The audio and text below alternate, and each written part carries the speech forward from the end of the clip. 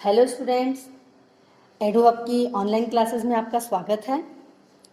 इसके पहले हमने आपकी ही बुक क्षितिज भाग 2 के 2 चैप्टर्स का अध्ययन किया है काव्यखंड का। एक है सूरदास के पद और दूसरा है राम परशुराम लक्ष्मण संवाद।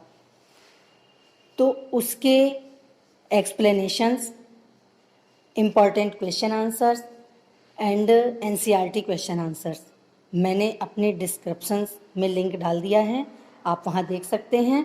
तो आइए हम इसी बुक का तीसरा अध्याय जो कविवर देव द्वारा रचित है उसका अध्ययन करते हैं। कविवर देव का जन्म सन 1673 ईस्वी में इटावा में हुआ था।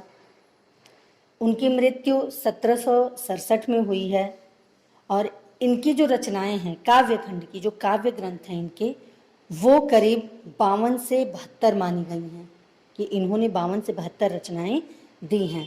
और हम जो पढ़ रहे हैं सवैया और कवित्त, आपका जो पाठ है, जो चैप्टर है, उसका नाम है सवैया कवित्त। सवैया छंद है जिसको कविवर देव ने बड़ी ही सुंदरता से, बड़ी ही रसों से परिपूर्ण, अलंकारों से परिपूर्ण रूप दिया है उसे। और इसमें उन्होंने कृष्ण के बाल रूप का बड़ा ही सुंदर चित्रण किया है जो कि पढ़ने में बड़ा ही मज़ेदार है, बड़ा ही अच्छा है। आइए आनंद लेते हुए मस्ती से इस पाठ का अध्ययन करते हैं।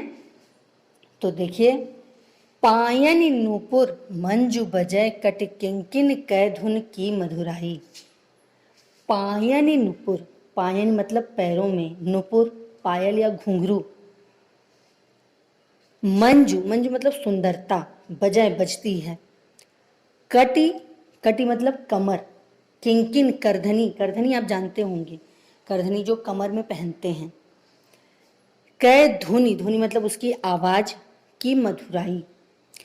कवि ने क्या कहा है? पायन नूपुर मंजू बजय कट किंकिन कै धुन की मधुराई। कृष्ण के पैरों में पायल है और जो कि बड़ी सुंदरता, मतलब उनके पैरों की छवि को बढ़ा रहा है, सुंदरता को बढ़ा रहा है। कटी किंकिन, कमर में करधनी है और दोनों की जो आवाज़ है, ध्वनि है, जैसे जब आपने देखा होगा नई नवेली दुल्हन चलती है या कुछ भी, तो उसके पैरों में पायल होती है तो छम छम की आवाज़ आती है। तो उस छन छन की आवाज़, पायल और उनकी कमर में जो करधनी बंधी हुई है, उन दोनों की आवाज़ बड़ी ही सुंदर, बड़ी ही मधुर आवाज़ निकल रही है, बड़ी सुंदरता दिखाई दे रही है कवि के, कृष्ण के रूप में। सांवरे रंग लसै पटपीत हिय हुलसै बनमाल सुहाई। कृष्ण का जो रंग है वो सांवला है। सांवले रंग, सांवरे अंग, लसै पटपीत, उनके सांवरे बदन पे पीले रंग का वस्त्र बड़ा ही सुशोभित हो रहा है। लसै का मतलब है सुशोभित, सुंदर लग रहा है। पट पीत, पट का मतलब होता है वस्त्र, पीत पीला। सांवरे अंग पर पीला वस्त्र बड़ा ही सुशोभित हो रहा है। हिय हुलसै बनमाल सुहाई, हिय मतलब हृदय पर वन फूलों की जो माला है वह बड़ी ही सुंदर, बड़ी ही सुशोभित हो रही है, बड़ी ही अच्छी लग रही है। माथे किरीट बड़े मृग दृग चंचल। माथे किरीट, माथे मतलब मस्तक, किरीट का मतलब है मुकुट। आपने देखा होगा कृष्ण राम जो थे बाल्य रूप में भी ये मुकुट, पहले राजा महाराजा मुकुट सुसज्जित करते थे अपने माथे पर, वैसे ही उनके बच्चे बाल रूप में भी मुकुट सुसज्जित होता था उनके माथे पर।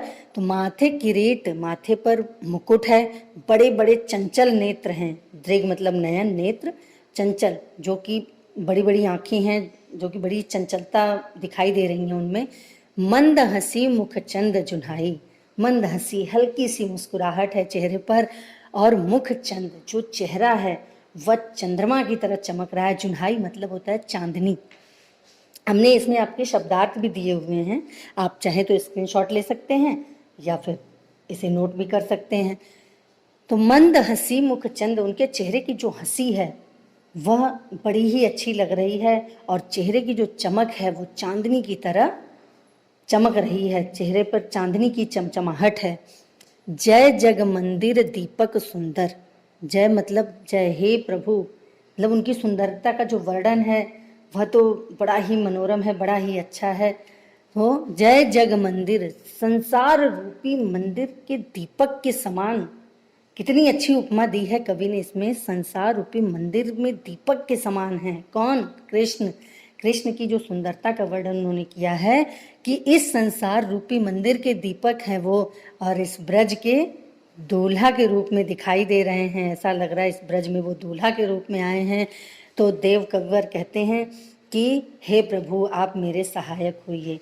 इस पूरे पद में बच्चों कृष्ण की सुंदरता का वर्णन किया गया है। उनके पैरों में पायल सुशोभित हो रही है, कमर में करधनी सुशोभित हो रही है, माथे पर मुकुट है, चेहरे पर मुस्कुराहट है, चेहरे की जो चमक है वो चांदनी के समान है, और वह इस संसार में दीपक की भांति वो चमक रहे हैं और ब्रज में दूल्हे की तरह हैं। और इसमें किस रस का वर्णन समझ आता है?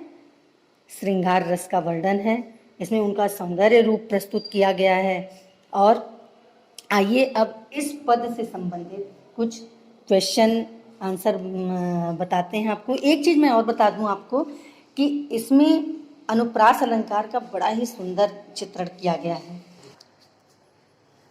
तो बच्चों इस पद से संबंधित क्वेश्चन आंसर बता दें हम आपको। श्री कृष्ण अपने अंगों में क्या क्या धारण किए हुए हैं? जैसे कि कविवर देव ने इसमें श्री कृष्ण की सुंदरता का वर्णन किया है, उनके आभूषण का वर्णन किया है। तो श्री कृष्ण ने अपने अंगों पर क्या क्या धारण किया हुआ है? आप इस पंक्ति को देखिए। पायन नुपुर, पैरों में पायल है या घुंघरू है, कमर में करधनी है, माथे पर मुकुट है और गले में वन फूलों की माला है। श्री कृष्ण ने अपने पैरों में पायल, माथे पर मुकुट, कमर में करधनी और गले में वन फूलों की माला धारण किए हुए हैं और पूरे शरीर पर पीला वस्त्र है। सेकंड क्वेश्चन है बेटा आपका, श्री कृष्ण के नेत्र सौंदर्य और मुख सौंदर्य का वर्णन कीजिए। श्री कृष्ण के नेत्र और मुख के बारे में इसमें कवि ने बताया है। उनके जो नेत्र हैं, नयन हैं, वह बड़े हैं और चंचल हैं, और मुख पे चंद्रमा की चमक है, यानी जो उनके मुख का तेज है वह चंद्रमा की चांदनी की तरह है।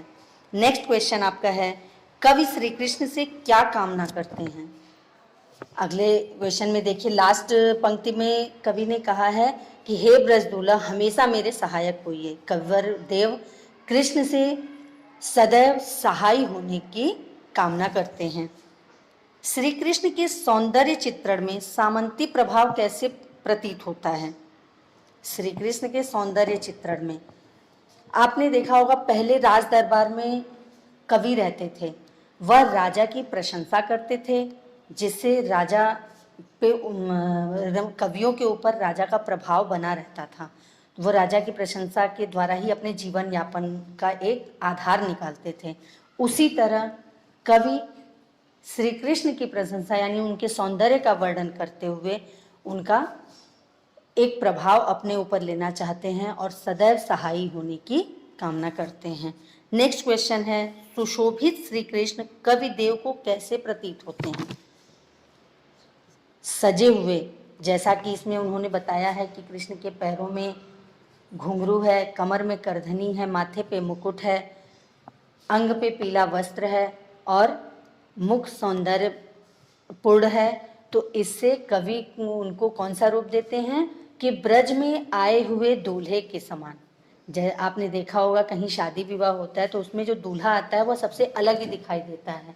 तो कृष्ण के सौंदर्य को उन्होंने ब्रज में आए हुए दूल्हे का रूप दिया है। तो आइए बच्चों, अब हम दूसरा पद्य देखते हैं। इस पद्य में कविवर देव ने बसंत ऋतु का वर्णन किया है। हमारे भारत में 6 ऋतुएं मानी गई हैं। 6 ग्रीष्म, शिशिर, शरद, वर्षा ऋतु, बसंत ऋतु। तो इसमें कवि ने बसंत ऋतु का वर्णन किया है और उस बसंत ऋतु को कामदेव, सौंदर्य के प्रतीक जिनको सुंदरता से परिपूर्ण कहा जाता है, कामदेव के पुत्र के रूप में बसंत ऋतु का वर्णन किया है। आइए पद्य को देखते हैं। डार द्रुम पलना बिछौना नव पल्लव के। डार मतलब डाली, द्रुम वृक्ष पेड़, पलना पालना जिसपे हम बच्चों को झूला झूलाते हैं, पालना, बिछौना बिस्तर, नव नए, पल्लव पत्ते के। यानी बसंत ऋतु का जो झूला है, जो पालना है, वह किसका है? डाली का है। बिछौना नए नए पत्तों का है। बसंत ऋतु में आपने देखा होगा पेड़ों पर नए नए पत्ते निकलते हैं, तो इसमें बसंत ऋतु का जो वर्णन किया है कविवर ने, उसमें डाली को उनका झूला बताया है, नए नए पत्तों से बना हुआ बिछौना बताया है। सुमन झिंगोला सोहे तन छवि भारी दे। सुमन फूलों का झिंगोला, झिंगोला क्या होता है? ढीला ढाला वस्त्र जो बच्चों को हम पहनाते हैं, वह जो झब्बेदार, थोड़ा बच्चे बड़े खूबसूरत लगते हैं, सुंदर लगते हैं, उसको झब्बेदार ढीले ढाले वस्त्र में, कुर्ता भी बोल सकते हैं उसको। तो फूलों का वस्त्र है, झिंगोला है, झबला है, तन छवि भारी दे, यानी वो शरीर पे, उनके शरीर को बहुत ही सुसज्जित कर रहा है, बहुत ही अच्छा लग रहा है। पवन झुलावे के कीर बत रावे देव, यानी वो जो बच्चा है वो डाली रूपी पालने पे झूल रहा है, उसका बिछौना फूलों का है, वो झबले में सुशोभित हो रहा है, और हवा क्या कर रही है? झूले को धीरे धीरे झुला रही है। जब बच्चे को पालने में आप बिठाइए, तो पालने को जब धीरे धीरे हिलाइए तो बच्चे को बड़ा अच्छा लगता है, वह झूलता है, खेलता है उसमें। तो जो पवन है, हवा है, वह धीरे धीरे उसको झुला रहा है। केकी कीर बतरावे देव, अब कविवर देव क्या कहते हैं? केकी, केकी मतलब मोर, कीर मतलब तोता। मोर और तोता दोनों उस बच्चे से बातें करते हैं। कोकिल हलावे हुल्सावे कर तारी दे। कोकिल कोयल हिलाती है उसे, हंसाती है। हुलसावे का मतलब प्रसन्न करती है। जब बच्चा खेलता है तो हम लोग भी कई तरह की हरकतें करते हैं, कोई ताली बजाता है, कोई किलकारी बजाता है, कोई चुटकी बजाता है, इस तरह की हरकतें करके हम बच्चों को खुश करते हैं। तो उस बसंत रूपी बच्चों को कोयल पालने में हिला रही है और प्रसन्न करने के लिए ताली बजा रही है। पूरी पराग सो उतारो करे राई नोन। अब पूरी पराग सो उतारो करे राई नोन, वो छोटा बच्चा जब खेल रहा है, बसंत रूपी बच्चा, तो उसमें जो उसकी इसमें कमल जो है वह अपने पराग के साथ, कमल की जो कली है वह अपने पराग के साथ, अपनी मंद मंद सुगंध के साथ चारों ओर फैली हुई है। और उतारो कर राई नोन, आपने देखा होगा घर में जब बच्चों को कभी नज़र लग जाती है तो बड़े बुजुर्ग दादी या अम्मा या मम्मी क्या करती हैं? राई और नमक लेके नज़र उतारती हैं। तो उस खेलते हुए बच्चे को जो कमल रूपी नायिका है वह राई, और ऐसा प्रतीत होता है कि वह राई और नमक लेकर उसकी नज़र उतार रही है। कंजकली नायिका लतान सिर सारी दे, और जो कंजकली उसकी नायिका है वह लताओं की, लताएं जैसे पेड़ों पे लताएं होती हैं, उसकी साड़ी स्वरूप से उसको ढक रही हैं, सिर पर उसकी साड़ी से उसको ढक रही हैं बच्चे को। मदन महीप जू को बालक बसंत ताही। मदन महीप, मदन किसको कहा गया है? कामदेव को। महीप मतलब राजा, जू को बालक मतलब मदन, कामदेव, राजा कामदेव के बालक को, सभी बसंत रूपी बालक को सभी नज़र से बचा रहे हैं और उसे खिला रहे हैं, प्रसन्नचित कर रहे हैं। प्रातः ही जगावत गुलाब चटकारी दे, और सुबह उसको कैसे जगा रहे हैं?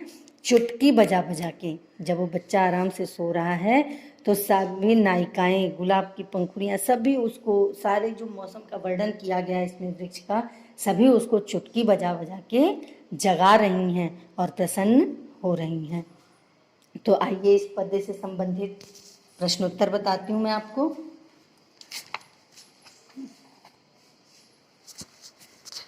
कवि ने बसंत को किस रूप में प्रस्तुत किया है? इसमें क्या कहा है कि कवि ने बसंत को किस रूप में प्रस्तुत किया है? तो कवि ने बसंत को कामदेव के पुत्र के रूप में प्रस्तुत किया है। बसंत बालक का पालना कहाँ पड़ता है?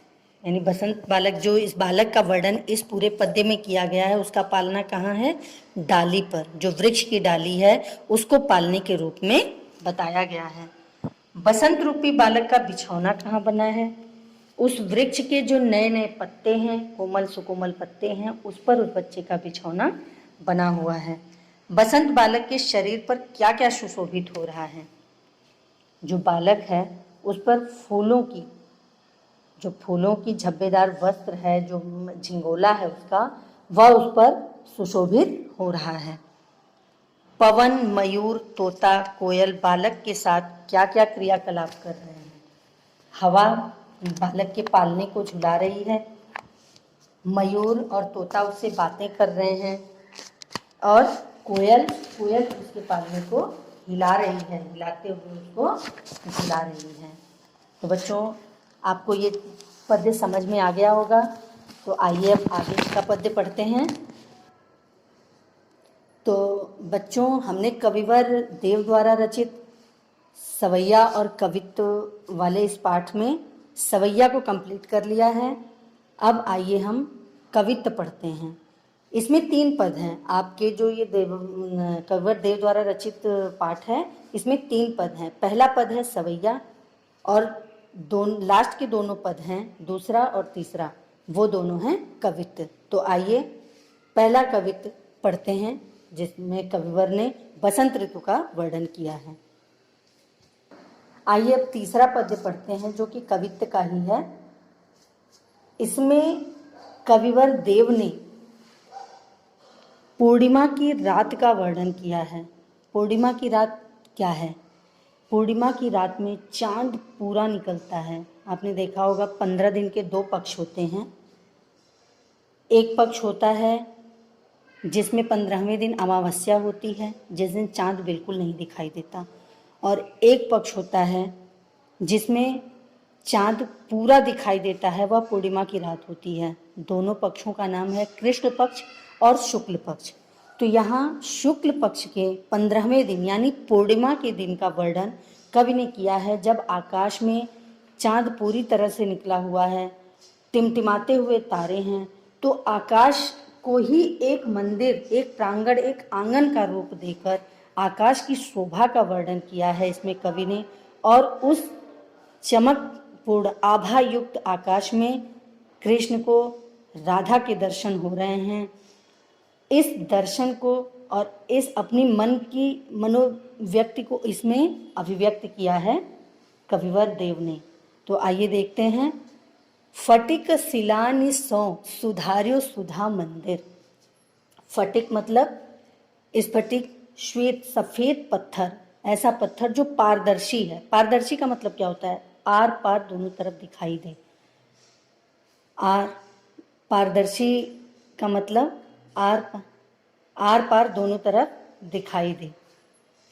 सिलानी पत्थर, सौ के जैसा, सुधार्यो सुधा मंदिर यानी जो आकाश है वह आज पूर्णिमा की रात में बिल्कुल पारदर्शी मंदिर की तरह चमक रहा है, बहुत ही सुंदर दिखाई दे रहा है।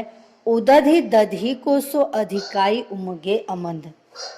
उदधि दधि, उदधि मतलब समुद्र, दधि दही, कोसो के जैसा, अधिकाई उमगे अमंद, ऐसा लग रहा है कि पूरे आकाश में दही ही समुद्र के रूप में उमड़ रहा है, उछाल मार रहा है। जैसे समुद्र में लहरें चलती हैं, तो पूरे आकाश में इतनी श्वेत है, इतना श्वेत है, सब कुछ इतना सफ़ेद दिखाई दे रहा है कि उन्होंने ये कहा है कि समुद्र के रूप में दही उफान मार रहा है, दही उफान मार रहा है। बाहर ते भीतर लो भीति न दिखाए देव। न बाहर न भीतर, अंदर कहीं भी, भीति का मतलब है दीवार, कहीं भी दीवार नहीं दिखाई दे रही है। बाहर ते भीतर लो भीति न दिखाई दे, बाहर से भीतर तक कहीं भी दीवार नहीं दिखाई दे रही है। दीवार क्यों नहीं दिखाई दे रही है? क्योंकि कवि जो कल्पना कर रहे हैं उस कल्पना में इन्होंने सब कुछ पारदर्शी सोचा है। जहाँ जब सब कुछ पारदर्शी है, आर या पार हम देख सकते हैं, तो उसमें दीवार होने की कोई गुंजाइश ही नहीं है। तो कवि को कहीं कोई दीवार नहीं दिखाई दे रही। दूध को सो फेन फैल्यो आंगन फरस बन, यानी जो प्रांगण है, आकाश रूपी आंगन है, प्रांगण है, ऐसा लग रहा है दूध के झाग से भरा हुआ है। मतलब चंद्रमा की जो चांदनी है, जो उज्ज्वलता है, वह ऐसा लग रहा है कि दूध के फेन, फेन मतलब झाग, दूध के फेन से भरा हुआ है। तारा सी तरुणी तामे ठाड़े झील मिली हो। अब इसमें तारा सी तरुणी, जो तारे हैं, टिमटिमाते हुए तारे हैं बहुत सारे, उनको एक युवती का रूप दे दिया।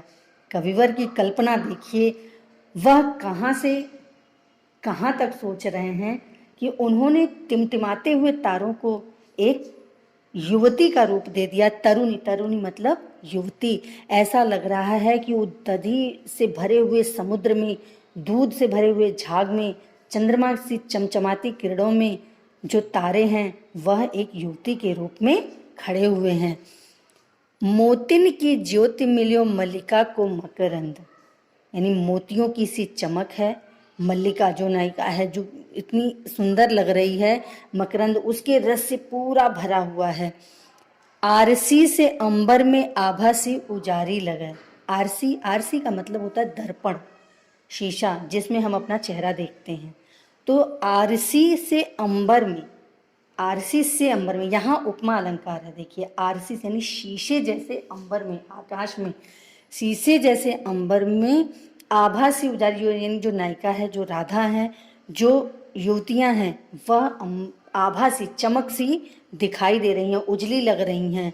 प्यारी राधिका को प्रतिबिंब सो लगत चंद, यानी जो चमक है, जो चंद्रमा है, अब यानी तारों को उन्होंने बहुत सारी युवतियां बना दी, और जो चंद्रमा की चमक है वह उनको राधिका के रूप में प्रतिबिंबित हो रही है, दिखाई दे रही है। यानी आकाश रूपी जो दर्पण है, उसमें जो चंद्रमा का प्रतिबिंब उन्हें दिखाई दे रहा है, वह किसकी भांति दिखाई दे रहा है? राधा की भांति। यानी इस पूरे पद में कविवर ने पूर्णिमा की रात्रि का वर्णन किया है और उसमें चमचमाते हुए तारों का बड़ा ही सुंदर रूप दिया है, और पूर्णिमा की चांद को उन्होंने राधा के रूप में प्रस्तुत किया है। तो आइए इस पद से संबंधित आपको क्वेश्चन आंसर बता दें। बच्चों, इससे पहला क्वेश्चन आपका बनेगा, कवि को काल्पनिक सुधा मंदिर में दीवार क्यों नहीं दिखाई दे रही? अभी आपने इसकी एक पंक्ति पढ़ी, बाहर ते भीतर लो भीति न दिखावे दे, कि बाहर से अंदर तक उन्हें कोई, हम कोई मंदिर बनाते हैं, कोई महल बनाते हैं, कुछ भी बनाते हैं, तो उसमें पार्टीशन होता है। पार्टीशन के लिए क्या बनाते हैं? दीवार। तो यहाँ जिस मंदिर की कल्पना की है, जिस प्रांगण की कल्पना की है कवि ने, उन्हें कोई दीवार क्यों नहीं दिखाई दे रही है? कवि को उस कल्पना में दीवार इसलिए नहीं दिखाई दे रही है क्योंकि उन्होंने कल्पना में पूरे महल को पारदर्शी समझा है। श्वेत शिला से एक पत्थर, उन्होंने स्फटिक पत्थर जो बताया है, वह पारदर्शी होता है। जब पारदर्शी है तो दीवार होने की कोई गुंजाइश ही नहीं है। मंदिर में आंगन में चंद्रिका किस प्रकार फैली हुई है? जो मंदिर का आंगन यानी जो प्रांगण उन्होंने सोचा है, उसमें चंद्रिका किस रूप में फैली हुई है? चंद्रमा की चांदनी वह दूध के झाग के रूप में फैली हुई है। मंदिर में आनंद कैसे उमड़ रहा है? अब मंदिर में तारों की टिमटिमाहट है, जो कि युवती का रूप लिए हुए हैं, तो और राधा के दर्शन हो रहे हैं, इसलिए आनंदमयी हो रहा है वह मंदिर। नेक्स्ट है, चंद्र कैसा प्रतीत हो रहा है? जो चंद्रमा है वह राधिका के रूप में प्रतीत हो रहा है। युवती कैसी सुंदर प्रतीत हो रही है? युवती चंद्रमा की आभा यानी तारों की आभा, तारों की टिमटिमाहट के रूप में प्रतीत हो रही हैं। इसमें अन्य क्वेश्चन और भी हैं बच्चों, जो कि एनसीईआरटी द्वारा आ भी सकते हैं। इसमें संभावित प्रश्न हैं कि इस तरह के भी प्रश्न आ सकते हैं। पहला है, कवि ने ब्रज दूल्हा किसके लिए प्रयुक्त किया है? मैंने ये पूरे पद से है, हमने इसमें 3 पद पढ़े, जिसमें कि 2 पद आपके कवित्व हैं और 1 पद है सवैया।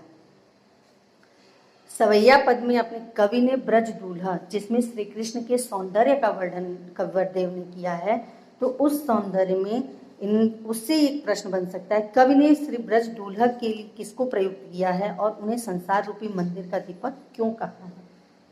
यानी कृष्ण का जो सौंदर्य है वह ब्रज में दूल्हे के रूप में प्रस्तुत किया है और संसार रूपी दीपक उनको इसलिए बताया है कि वह उनके सहायक हों और हृदय में हमेशा दीप्तिमान रहें। पहले सवैये में, सवैया मैंने आपको बताया कि जो सवैया हमने पहला पद पढ़ा वो सवैया था। पहले सवैये में से उन पंक्तियों को छांट कर लिखिए जिनमें अनुप्रास और रूपक अलंकार का वर्णन है। सवैया के पद जो हमने पढ़े उसमें कौन कौन से हैं, देखिए अनुप्रास और रूपक ये बताया है। कट किंकिन कै धुन की मधुराई, एक पंक्ति है कट किंकिन कै धुन की मधुराई, क वर्ण की आवृत्ति बार बार हुई है इसलिए वहाँ अनुप्रास अलंकार है। दूसरा है सांवरे संग लसय पटपी, सांवरे संग स वर्ण की आवृत्ति बार बार है इसलिए वहाँ अनुप्रास अलंकार है। हिय हुलसय वनमाल सुहाई, हिय हुलसय यानी ह वर्ण की आवृत्ति बार बार हुई है, यहाँ अनुप्रास अलंकार है। अब है रूपक अलंकार, हंसी मुख चंद जुन्हाई, हंसी मुख चंद जुन्हाई यानी जो हंसी है, मुख की जो हंसी है वह चंद्रमा की चांदनी के समान है। जय जग मंदिर दीपक सुंदर यानी उनका जो मंदिर है, जो प्रांगण है उसमें संसार रूपी मंदिर में वह दीपक के समान है। इन दोनों पंक्तियों में रूपक अलंकार है। अब नेक्स्ट क्वेश्चन है बच्चों आपका, तीसरे कवित्व के आधार पर, यानी कविता हमने दो पढ़े, जो तीसरा कवित्व है उसके आधार पर, तीसरे कवित्व के आधार पर कवि ने चांदनी रात की उज्ज्वलता का वर्णन करने के लिए किन किन उपमानों का प्रयोग किया है। अभी हमने ये तीसरा पद जो पढ़ा इसमें कवि ने चांदनी रात की उज्ज्वलता का, उज्ज्वलता मतलब सफेदी का वर्णन करने के लिए किन किन उपमानों का प्रयोग किया है। स्फटिक शिला, श्वेत पत्थर जो कि पारदर्शी है, उदधि दधि समुद्र के समान दधि, दधि के रूप में दधि की तरह सफेद समुद्र, तारासी तारों की टिमटिमाहट, सुधा मंदिर अमृत समान मंदिर, दूध का फेन और आरसी यानी दर्पण से, इन सारी चीज़ों, इन सारे उपमानों से उन्होंने आकाश की चमक का वर्णन किया है। नेक्स्ट क्वेश्चन है, भारतीय ऋतु चक्र में 6 ऋतुएं मानी गई हैं, वे कौन कौन सी हैं। मैंने आपको जब बसंत वाला सवैया स्टार्ट हुआ था तभी बता दिया था कि 6 ऋतुएं माना है उन्होंने, हमारे यहाँ माना जाता है। तो ग्रीष्म गर्मी की ऋतु, पावस वर्षा ऋतु, शरद, शिशिर, हेमंत और बसंत ऋतु। अब इस पूरे पद्य में शिल्प सौंदर्य यानी अलंकार से, रस से, भाषा से किस तरह से सुशोभित है ये पूरा पद्य, शिल्प सौंदर्य इसका कैसे है वो हम आपको बताते हैं। तारा की तरुणी आरसी से अंबर, आभासी उजारी आदि में उपमा अलंकार है।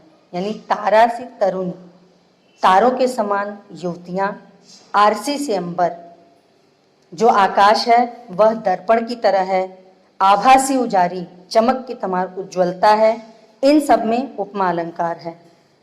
उपमान राधा उपमेय चंद्र से अधिक प्रभावकारी है, यानी जो चंद्रमा का वर्णन किया है, पूर्णिमा की रात में जो चंद्रमा निकलता है उसकी उपमा इन्होंने किससे की है, राधा से की, यानी वो और भी ज़्यादा सौंदर्यमान हो गया है। अनुप्रास अलंकार का स्वाभाविक प्रयोग है। ब्रज भाषा का माधुर्य है, यानी कविवर देव ने इस पूरे पाठ में ब्रज भाषा का प्रयोग किया है और काव्यांश में कवित्व छंद में रचित है। जो दोनों लास्ट के काव्यांश हैं वह कवित्व छंद में रचित हैं। तो बच्चों मुझे लगता है आपको ये पूरा समझ में आ गया होगा। तो मिलते हैं अगले चैप्टर के साथ। धन्यवाद।